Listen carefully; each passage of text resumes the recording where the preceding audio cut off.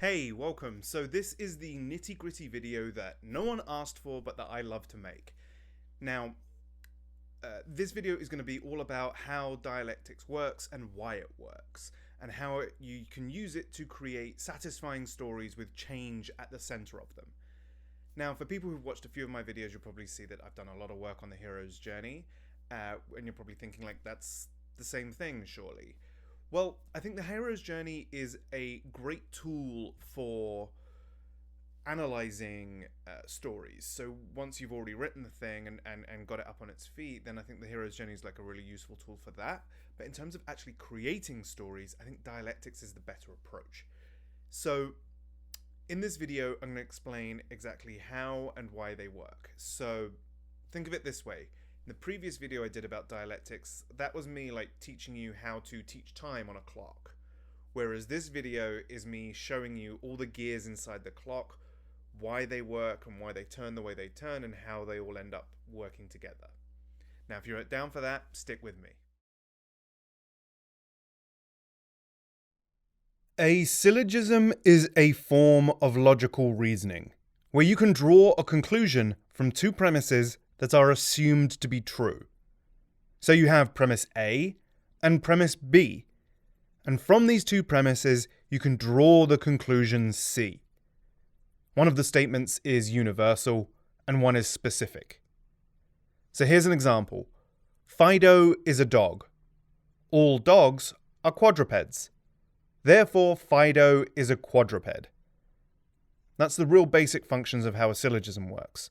Now, there are three key elements in this: the particular, the individual, and the universal.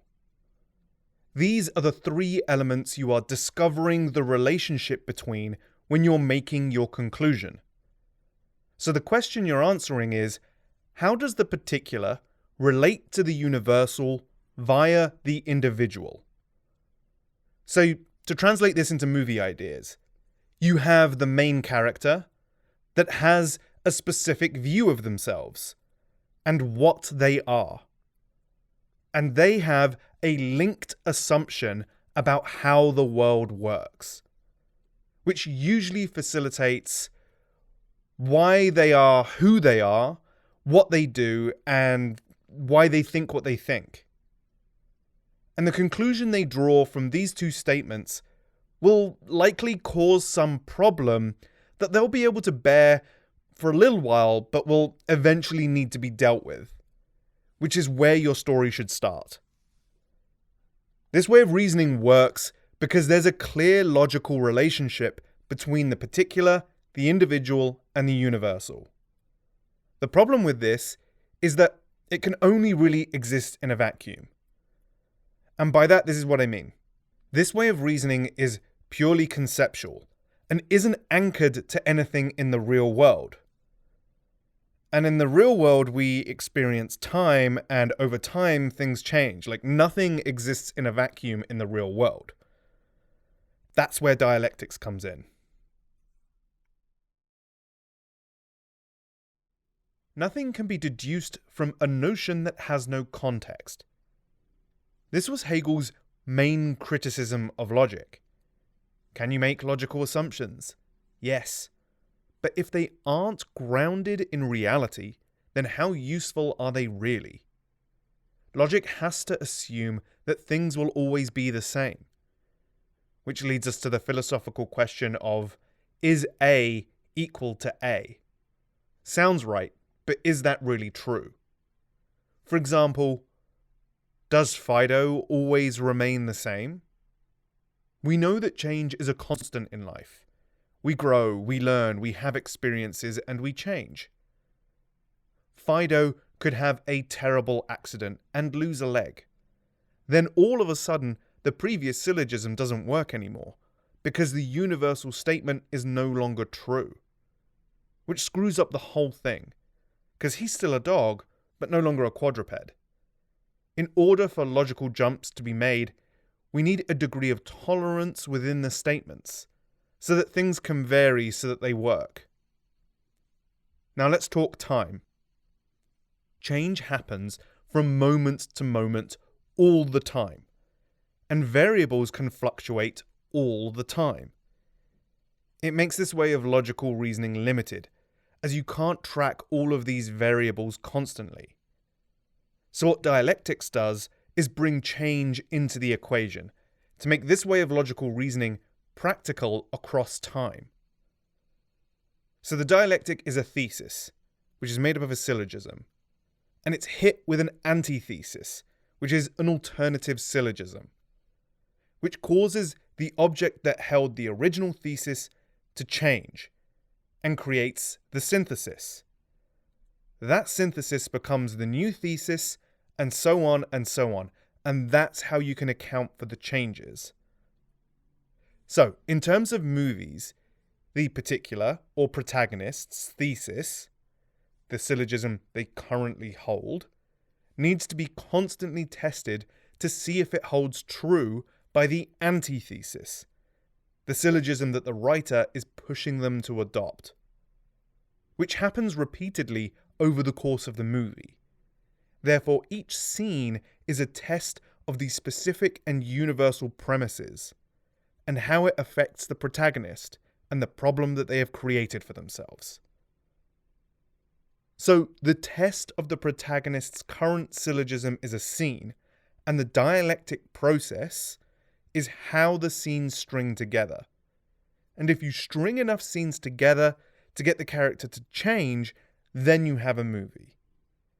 Now, in each scene, we want this test to create some small change in the protagonist, and it's the sum of those small changes which hopefully result in a big change by the end of the movie, and hopefully a satisfying one.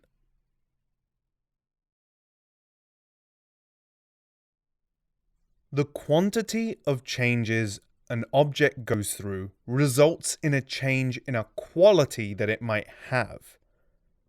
Same with a protagonist. They'll have lots of experiences that will change them, the result of which gives them a quality that they need. The quantitative has a direct relationship with the qualitative. As storytellers, we need to think about what we are hitting our protagonists with in order to create the change in a quality we want to see from them. Think of it like evolution. Lots of small changes in an ape can accumulate over hundreds of thousands of years, and because of all those changes, it's no longer an ape but a human. These small quantitative changes of having less and less hair, walking more and more upright, the brain getting bigger and bigger, the muscles getting weaker and weaker. Those changes, and so many more, result in a qualitative change, where they become something entirely different. This is the same process we're going to be putting our protagonist through over the course of a story.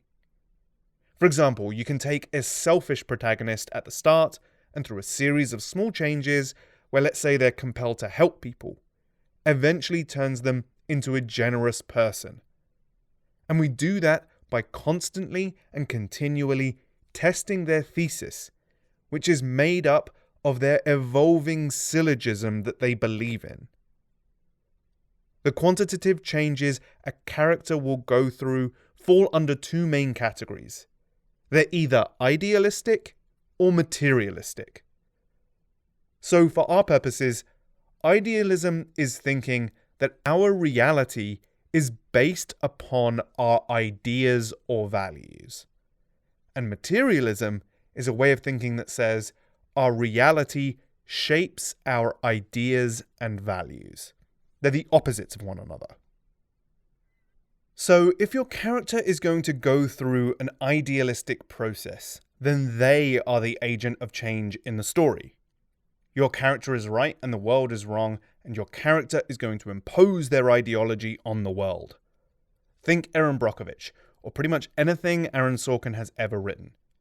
These kinds of movies work well when they're based on a true story, because the characters are motivated from an ideal, and therefore it's not necessarily a realistic interpretation of how people behave.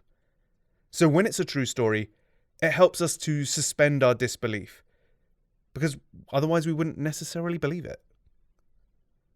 Whereas if your characters are going to go through a materialistic process, then the world is the agent of change in the story. The character is wrong and the world is right, and the world will shape the ideology of the main character.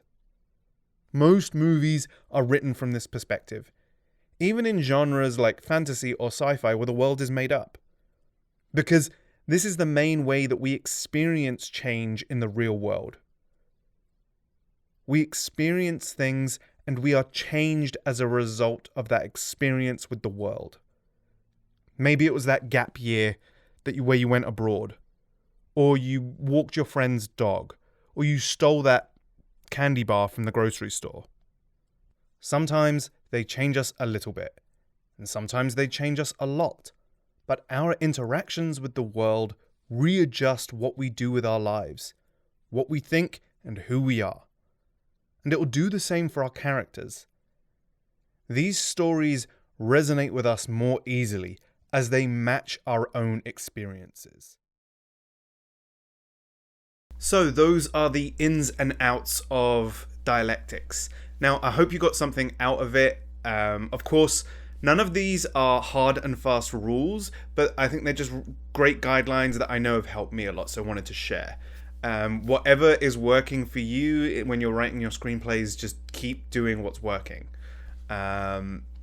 But yeah, if you did get something out of this, like and subscribe below and put your comments below. Tell me what you thought was valuable. And I'll see you next time. I've got some more content about the dialectic approach in movies coming up. All right. Peace.